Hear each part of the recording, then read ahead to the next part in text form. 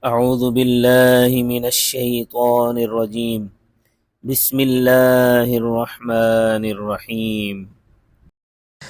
يا أيها الذين آمنوا لا تتبعوا خطوات الشيطان ومن يتبع خطوات الشيطان فإنه يأمر بالفحشاء والمنكر ولولا فضل الله عليكم ورحمته ما زكى منكم من أحد أبدا ولكن الله يزكي من يشاء والله سميع عليم. ولا يأتل أولو الفضل منكم والسعة أن يؤتوا أولي القربى والمساكين والمهاجرين في سبيل الله وليعفوا وليصفحوا ألا تحبون أن يغفر الله لكم والله غفور رحيم.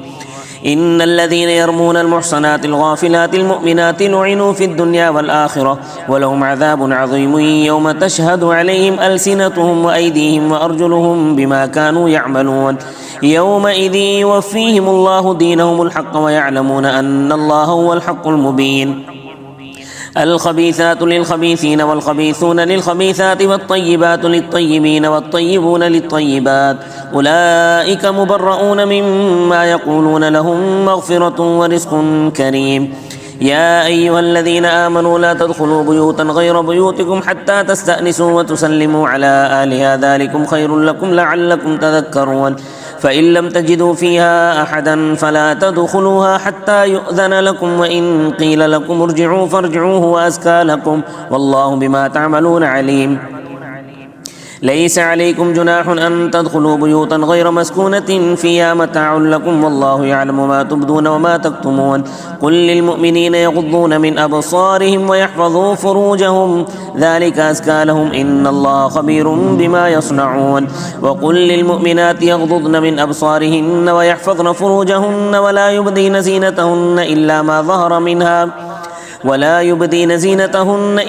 ظهر منها وليضربن بخمرهن على جيوبهن ولا يبدين زينتهن إلا لبعولتهن أو آبائهن أو آباء بعولتهن أو أبنائهن أو أبناء بعولتهن أو بني إخوانهن أو بني أخواتهن أو نسائهن أو ما ملكت أيمانهن أو التابعين غير أولي الإربة من الرجال أو الطفل الذين لم يظهروا على عورات النساء ولا يضربن بأرجلهن ليعلم ما يخفين من زينتهن. وتوبوا إلى الله جميعا أيها المؤمنون لعلكم تفلحون. وأنكحوا الأيام منكم والصالحين من عبادكم وإمائكم إن يكونوا فقراء يغنهم الله من فضله والله واسع عليم. وليستعفف الذين لا يجدون نكاحا حتى يغنيهم الله من فضله والذين يبتغون الكتاب مما ملكت أيمانكم فكاتبوهم إن علمتم فيهم خيرا وآتوهم مما لله الذي آتاكم ولا تكرهوا فتياتكم على البغاء إن أردنا تحصنا لتبتغوا عرض الحياة الدنيا ومن يكرههن فإن الله من بعد إكراههن غفور رحيم. ولقد أنزلنا إليكم آيات مبينات ومثلا من الذين خلوا من قبلكم وموعظة للمتقين. الله نور السماوات والأرض مثل نوره كمشكاة فيها المصباح في الزجاجة كأنها كوكب دري يوقد من شجرة مباركة زيتونة لا شرقية ولا غربية يكاد زيتها يضيء ولو لم تمسسه نور على نور يهدي الله لنوره من يشاء ويضرب الله الأمثال للناس والله بكل شيء عليم. في بيوت أذن الله أن ترفع ويذكر فيها اسمه يسبح له فيها بالغدو والآصال رجال لا تلهيهم تجارة ولا بيع عن ذكر الله وإقام الصلاة وإيتاء الزكاة يخافون يوما تتقلب فيه القلوب والأبصار ليجزيهم الله أحسن ما عملوا ويزيدهم من فضله والله يرزق من يشاء بغير حساب. والذين كفروا أعمالهم كسراب بقيعة يحسبه الظمآن ماء حتى إذا جاءه لم يجده شيئا ووجد الله عنده فوفاه حسابه والله سريع الحساب. أو كظلمات في بحر لجي يغشاه موج من فوقه سحاب ظلمات بعضها فوق بعض إذا أخرج يده لم يكد يراها ومن لم يجعل الله له نورا فما له من نور. ألم تر أن الله يسبح له من في السماوات والأرض والطير صافات كل قد علم صلاته وتسبيحه والله عليم بما يفعلون ولله ملك السماوات والأرض وإلى الله المصير. ألم تر أن الله يزجي سحابا ثم يؤلف بينه ثم يجعله ركاما فترى الودق يخرج من خلاله وينزل من السماء من جبال فيها من برد فيصيب به من يشاء ويصرفه عن من يشاء يكاد سنا برقه يذهب بالأبصار يقلب الله الليل والنهار إن في ذلك لعبرة لأولي الأبصار. والله خلق كل دابة من ماء فمنهم من يمشي على بطنه ومنهم من يمشي على رجلين ومنهم من يمشي على أربع يخلق الله ما يشاء إن الله على كل شيء قدير. لقد أنزلنا آيات بينات والله يهدي من يشاء إلى صراط مستقيم. لقد أنزلنا آيات مبينات والله يهدي من يشاء إلى صراط مستقيم. ويقولون آمنا بالله وبالرسول وأطعنا ثم يتولى فريق منهم من بعد ذلك وما أولئك بالمؤمنين. وإذا دعوا إلى الله ورسوله ليحكم بينهم إذا فريق منهم معرضون وإن يكن لهم الحق يأتوا إليه مذعنين أفي قلوبهم مرض أم ارتابوا أم يخافون أن يحيف الله عليهم ورسوله بل أولئك هم الظالمون. إنما كان قول المؤمنين إذا دعوا إلى الله ورسوله ليحكم بينهم أن يقولوا سمعنا وأطعنا وأولئك هم المفلحون. ومن يطع الله ورسوله ويخشى الله ويتقه فأولئك هم الفائزون. وأقسموا بالله جهد أيمانهم لئن أمرتهم ليخرجن قل لا تقسموا طاعة معروفة إن الله خبير بما تعملون. قل أطيعوا الله وأطيعوا الرسول فإن تولوا فإنما عليه ما حمل وعليكم ما حملتم وإن تطيعوه تهتدوا وما على الرسول إلا البلاغ المبين. وعد الله الذين آمنوا منكم وعملوا الصالحات ليستخلفنهم في الأرض كما استخلف الذين من قبلهم وليمكنن لهم دينهم الذي ارتضى لهم وليبدلنهم من بعد خوفهم أمنا يعبدونني لا يشركون بي شيئا ومن كفر بعد ذلك فأولئك هم الفاسقون. وأقيموا الصلاة وآتوا الزكاة وأطيعوا الرسول لعلكم ترحمون. لا تحسبن الذين كفروا معجزين في الأرض ومأواهم النار ولبئس المصير. يا أيها الذين آمنوا ليستأذنكم الذين ملكت أيمانكم والذين لم يبلغوا الحلم منكم 3 مرات من قبل صلاة الفجر وحين تضعون ثيابكم من الظهيرة ومن بعد صلاة العشاء 3 عورات لكم ليس عليكم ولا عليهم جناح بعدهن طوافون عليكم بعضكم على بعض كذلك يبين الله لكم الآيات والله عليم حكيم. وإذا بلغ الأطفال منكم الحلم فليستأذنوا كما استأذن الذين من قبلهم كذلك يبين الله لكم آياته والله عليم حكيم. والقواعد من النساء اللاتي لا يرجون نكاحا فليس عليهن جناح أن يضعن ثيابهن غير متبرجات بزينة وأن يستعففن خير لهن والله سميع عليم. ليس على الأعمى حرج ولا على الأعرج حرج ولا على المريض حرج ولا على أنفسكم أن تأكلوا من بيوتكم أو بيوت آبائكم أو بيوت أمهاتكم أو بيوت إخوانكم أو بيوت أخواتكم أو بيوت أعمامكم أو بيوت عماتكم أو بيوت أخوالكم أو بيوت خالاتكم أو بيوت خالاتكم أو ما ملكتم مفاتحه أو صديقكم ليس عليكم جناح أن تأكلوا جميعا أو أشتاتا فإذا دخلتم بيوتا فسلموا على أنفسكم تحية من عند الله مباركة طيبة كذلك يبين الله لكم الآيات لعلكم تعقلون إنما المؤمنون الذين آمنوا بالله ورسوله وإذا كانوا معه على أمر جامع لم يذهبوا حتى يستأذنوه إن الذين يستأذنونك أولئك الذين يؤمنون بالله ورسوله فإذا استأذنوك لبعض شأنهم فأذن لمن شئت منهم واستغفر لهم الله إن الله غفور رحيم لا تجعلوا دعاء الرسول بينكم كدعاء بعضكم بعضا قد يعلم الله الذين يتسللون منكم لواذا فليحذر الذين يخالفون عن أمره أن تصيبهم فتنة أو يصيبهم عذاب أليم ألا إن لله ما في السماوات والأرض قد يعلم ما أنتم عليه ويوم يرجعون إليه فينبئهم بما عملوا والله بكل شيء عليم تبارك الذي نزل الفرقان على عبده ليكون للعالمين نذيرا الذي له ملك السماوات والأرض ولم يتخذ ولدا ولم يكن له شريك في الملك وخلق كل شيء فقدره تقديرا واتخذوا من دونه آلهة لا يخلقون شيئا وهم يخلقون ولا يملكون لأنفسهم ضرا ولا نفعا ولا يملكون موتا ولا حياة ولا نشورا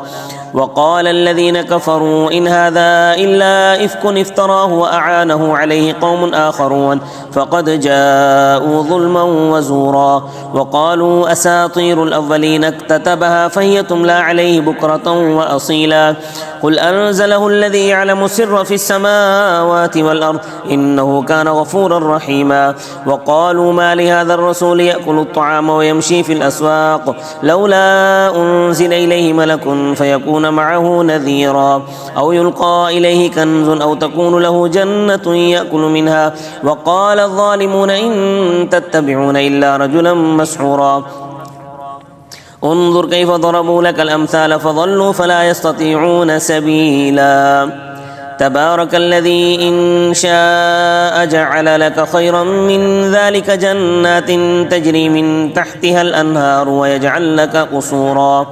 بل كذبوا بالساعة واعتدنا لمن كذب بالساعة سعيرا إذا رأتهم من مكان بعيد سمعوا لها تغيظا وزفيرا وإذا ألقوا منها مكانا ضيقا مقرنين دعوا هنالك ثبورا لا تدعوا اليوم ثبورا واحدا وادعوا ثبورا كثيرا قل أذلك خير أم جنة الخلد التي وعد المتقون كانت لهم جزاء ومصيرا لهم فيها ما يشاءون خالدين كان على ربك وعدا مسؤولا ويوم يحشرهم وما يعبدون من دون الله فيقول أأنتم أضللتم عبادي هؤلاء أم هم ضلوا السبيل قالوا سبحانك ما كان ينبغي لنا أن نتخذ من دونك من أولياء ولكن متعتهم وآباءهم حتى نسوا الذكر وكانوا قوما بورا فقد كذبوكم بما تقولون فما تستطيعون صرفا ولا نصرا ومن يظلم منكم نذقه عذابا كبيرا وما أرسلنا قبلك من المرسلين إلا إنهم ليأكلون الطعام ويمشون في الأسواق وجعلنا بعضكم لبعض فتنة أتصبرون وكان ربك بصيرا وقال الذين لا يرجون لقاءنا لولا أنزل علينا الملائكة أو نرى ربنا لقد استكبروا في أنفسهم وعتوا عتوا كبيرا يوم يرون الملائكة لا بشرى يومئذ للمجرمين ويقولون حجرا محجورا وقدمنا إلى ما عملوا من عمل فجعلناه هباء منثورا أصحاب الجنة يومئذ خير مستقرا وأحسن مقيلا ويوم تشقق وتشقق السماء بالغمام ونزل الملائكة تنزيلا الملك يومئذ الحق للرحمن وكان يوما على الكافرين عسيرا ويوم يعض الظالم على يديه يقول يا ليتني اتخذت مع الرسول سبيلا يا ويلتى ليتني لم أتخذ فلانا خليلا لقد أضلني عن الذكر بعد إذ جاءني وكان الشيطان للإنسان خذولا وقال الرسول يا رب إن قوم اتخذوا هذا القرآن مهجورا وكذلك جعلنا لكل نبي عدوا من المجرمين وكفى بربك هاديا ونصيرا وقال الذين كفروا لولا نزل عليه القرآن جملة واحدة كذلك لنثبت به فؤادك ورتلناه ترتيلا ولا يأتونك بمثل إلا جئناك بالحق وأحسن تفسيرا الذين يحشرون على وجوههم إلى جهنم أولئك شر مكانا وأضل سبيلا ولقد آتينا موسى الكتاب وجعلنا معه أخاه هارون وزيرا فقلنا اذهبا إلى القوم الذين كذبوا بآياتنا فدمرناهم تدميرا وقوم نوح لما كذبوا الرسل أغرقناهم وجعلناهم للناس آية وأعتدنا للظالمين عذابا أليما وعادا وثمود وأصحاب الرس وقرونا بين ذلك كثيرا وكلا ضربنا له الأمثال وكلا تبرنا تدبيرا ولقد أتوا على القرية التي أمطرت مطر السوء أفلم يكونوا يرونها بل كانوا لا يرجون نشورا وإذا رأوك إن يتخذونك إلا هزوا أهذا الذي بعث الله رسولا إن كاد ليضلنا عن آلهتنا لولا أن صبرنا عليها وسوف يعلمون حين يرون العذاب من أضل سبيلا أرأيت من اتخذ إلهه هواه أفأنت تكون عليه وكيلا أم تحسب أن أكثرهم يسمعون أو يعقلون إن هم إلا كالأنعام بل هم أضل سبيلا ألم تر إلى ربك كيف مد الظل ولو شاء لجعله ساكنا ثم جعلنا الشمس عليه دليلا ثم قبضناه إلينا قبضا يسيرا وهو الذي جعل لكم الليل لباسا والنوم سباتا وجعل النهار نشورا وهو الذي أرسل الرياح بشرا بين يدي رحمته وأنزلنا من السماء ماء طهورا لنحيي به بلدة ميتا ونسقيه مما خلقنا أنعاما وأناسيا كثيرا ولقد صرفناه بينهم ليذكروا فأبى أكثر الناس إلا كفورا ولو شئنا لبعثنا في كل قرية نذيرا فلا تطع الكافرين وجاهدهم به جهادا كبيرا وهو الذي مرج البحرين هذا عذب فرات وهذا ملح أجاج وجعل بينهما برزخا وحجرا محجورا وهو الذي خلق من الماء بشرا فجعله نسبا وصهرا وكان ربك قديرا ويعبدون من دون الله ما لا ينفعهم ولا يضرهم وكان الكافر على ربه ظهيرا وما أرسلناك إلا مبشرا ونذيرا قل ما أسألكم عليه من أجر إلا من شاء أن يتخذ إلى ربه سبيلا وتوكل على الحي الذي لا يموت وسبح بحمده وكفى به بذنوب عباده خبيرا الذي خلق السماوات والأرض وما بينهما في 6 أيام ثم استوى على العرش الرحمن فاسأل به خبيرا وإذا قيل لهم اسجدوا للرحمن قالوا وما الرحمن أنسجد لما تأمرنا وزادهم نفورا تبارك الذي جعل في السماء بروجا وجعل فيها سراجا وقمرا منيرا وهو الذي جعل الليل والنهار خلفة لمن أراد أن يذكر أو أراد شكورا وعباد الرحمن الذين يمشون على الأرض هونا وإذا خاطبهم الجاهلون قالوا سلاما والذين يبيتون لربهم سجدا وقياما والذين يقولون ربنا اصرف عنا عذاب جهنم إن عذابها كان غراما إنها ساءت مستقرا ومقاما والذين إذا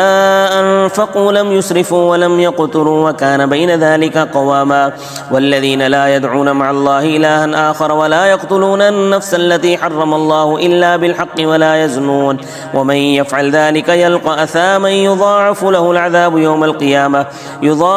العذاب يوم القيامة ويخلد فيه مهانا إلا من تاب وآمن وعمل عملا صالحا فأولئك يبدل الله سيئاتهم حسنات وكان الله غفورا رحيما. ومن تاب وعمل صالحا فإنه يتوب إلى الله متابا. والذين لا يشهدون الزور وإذا مروا باللغو مروا كراما. والذين إذا ذكروا بآيات ربهم لم يخروا عليها صما وعميانا. والذين يقولون ربنا هب لنا من أزواجنا وذرياتنا قرة أعين واجعلنا للمتقين إماما. أولئك يجزون الغرفة بما صبروا ويلقون فيها تحية وسلاما خالدين فيها حسنت مستقرا ومقاما. قل ما يعبأ بكم ربي لولا دعاؤكم فقد كذبتم فسوف يكون لزاما. طاسيم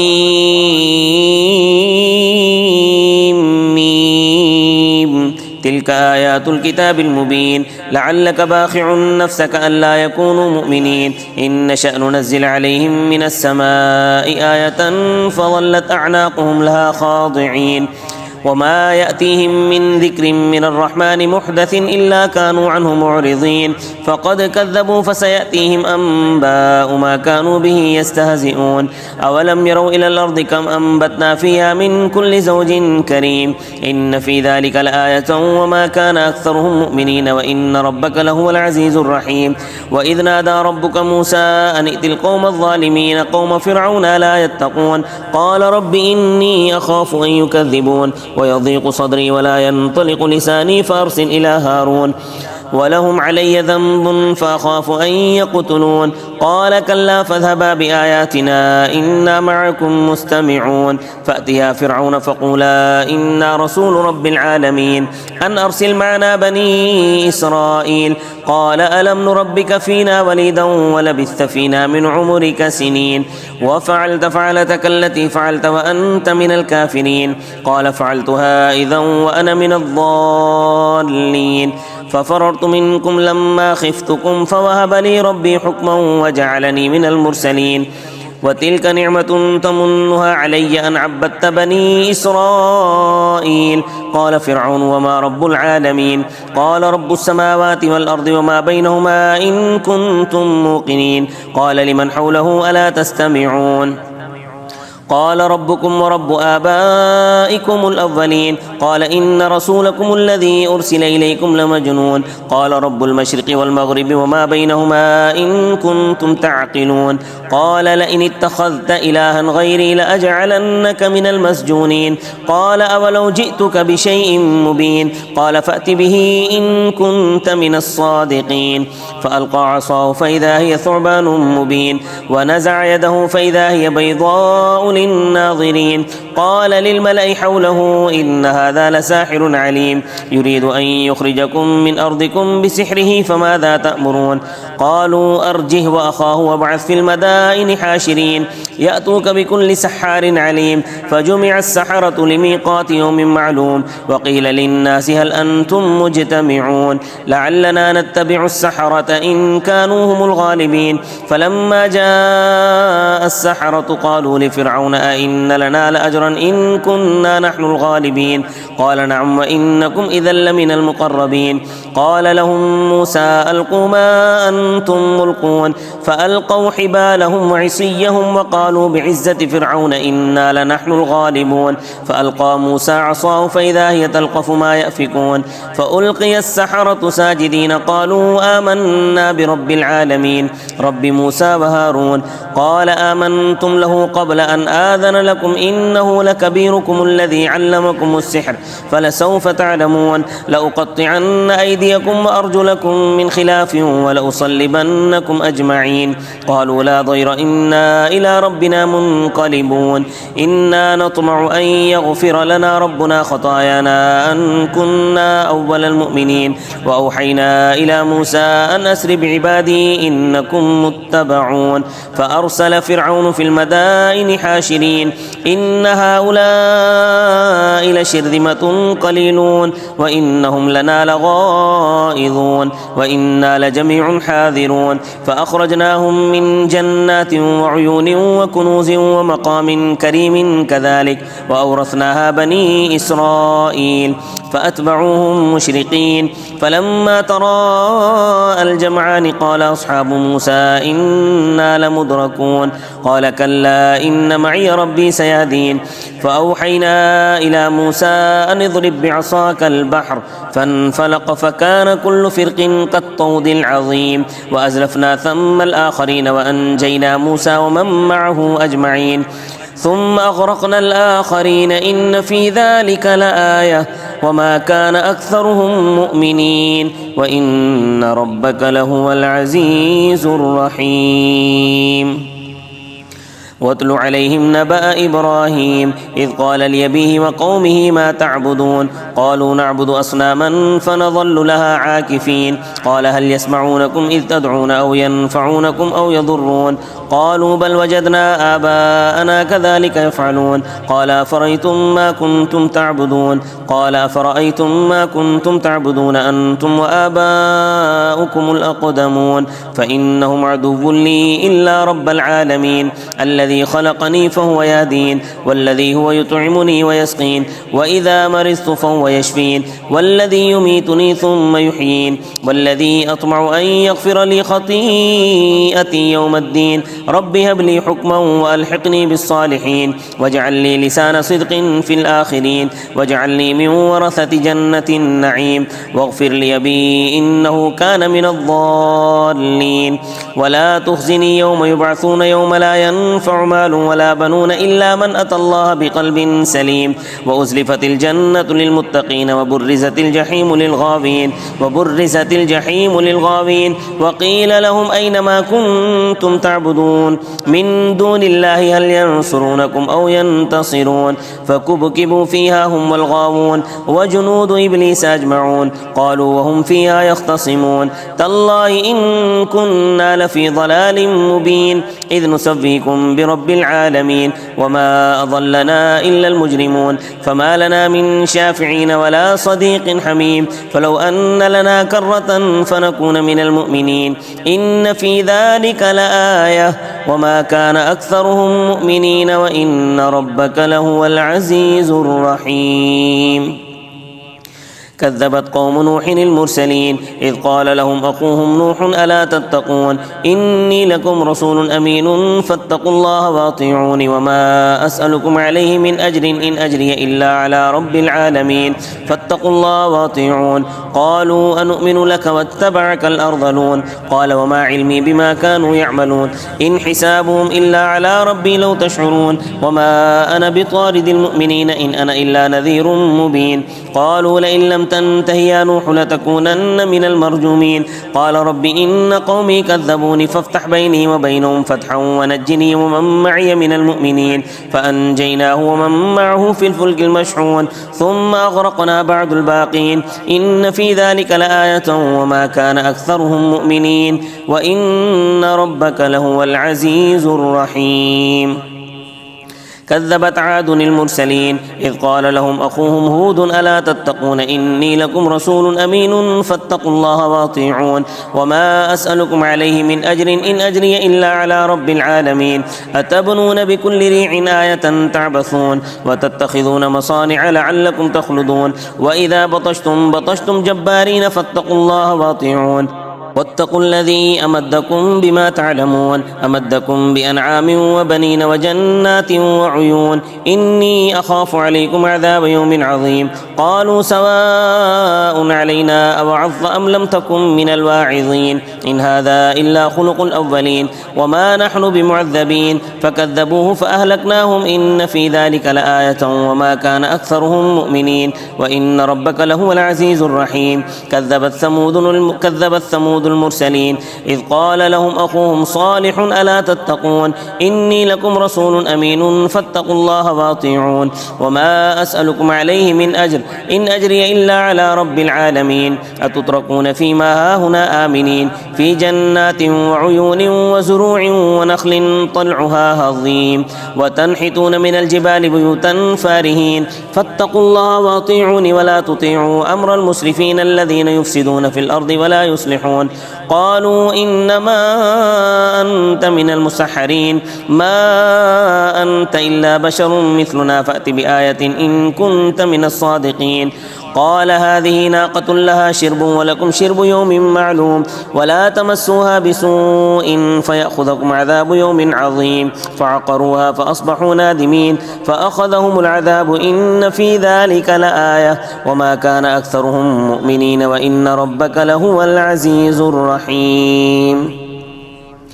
كذبت قوم لوط المرسلين إذ قال لهم أخوهم لوط ألا تتقون إني لكم رسول أمين فاتقوا الله وأطيعون وما أسألكم عليه من أجر إن أجري إلا على رب العالمين أتأتون الذكران من العالمين وتذرون ما خلق لكم ربكم من أزواجكم بل أنتم قوم عادون قالوا لئن لم تنته يا لوط لتكونن من المخرجين قال إني لعملكم من القالين رب نجني وأهلي مما يعملون فنجيناه وأهله أجمعين إلا عجوزا في الغابرين ثم دمرنا الآخرين وأمطرنا عليهم مطرا فساء مطر المنذرين إن في ذلك لآية وما كان أكثرهم مؤمنين وإن ربك لهو العزيز الرحيم كذب أصحاب الأيكة المرسلين إذ قال لهم شعيب ألا تتقون إني لكم رسول أمين فاتقوا الله وأطيعوني وما أسألكم عليه من أجر إن أجري إلا على رب العالمين أوفوا الكيل ولا تكونوا من المخسرين وزنوا بالقسطاس المستقيم ولا تبخسوا الناس أشياءهم ولا تعثوا في الأرض مفسدين واتقوا الذي خلقكم والجبلة الأولين قالوا إنما أنت من المسحرين وما أنت إلا بشر مثلنا وإن ظنك لمن الكاذبين فأسقط علينا كسفا من السماء إن كنت من الصادقين قال ربي أعلم بما تعملون فكذبوه فأخذهم عذاب يوم الظلة إنه كان عذاب يوم عظيم إن في ذلك لآية وما كان أكثرهم مؤمنين وإن ربك لهو العزيز الرحيم وإنه لتنزيل رب العالمين نزل به الروح الأمين على قلبك لتكون من المنذرين بلسان عربي مبين وإنه لفي زبر الأولين أولم يكن لهم آية أن يعلمه علماء بني إسرائيل ولو نزلناه على بعض الأعجمين فقرأه عليهم ما كانوا به مؤمنين كذلك سلكناه في قلوب المجرمين لا يؤمنون به حتى يروا العذاب الأليم فيأتيهم بغتة وهم لا يشعرون فيقولوا هل نحن منظرون أفبعذابنا يستعجلون أفرأيت إن متعناهم سنين ثم جاءهم ما كانوا يوعدون ما أغنى عنهم ما كانوا يمتعون وما أهلكنا من قرية إلا لها منذرون ذكرى وما كنا ظالمين وما تنزلت به الشياطين وما ينبغي لهم وما يستطيعون إنهم عن السمع لمعزولون فلا تدع مع الله إلها آخر فتكون من المعذبين وأنذر عشيرتك الأقربين واخفض جناحك لمن اتبعك من المؤمنين فإن عصوك فقل إني بريء مما تعملون وتوكل على العزيز الرحيم الذي يراك حين تقوم وتقلبك في الساجدين إنه هو السميع العليم هل أنبئكم على من تنزل الشياطين تنزل على كل أفاك أثيم يلقون السمع وأكثرهم كاذبون والشعراء يتبعهم الغاوون ألم تر أنهم في كل واد يهيمون وأنهم يقولون ما لا يفعلون إلا الذين آمنوا وعملوا الصالحات وذكروا الله كثيرا وانتصروا من بعد ما ظلموا وسيعلم الذين ظلموا أي منقلب ينقلبون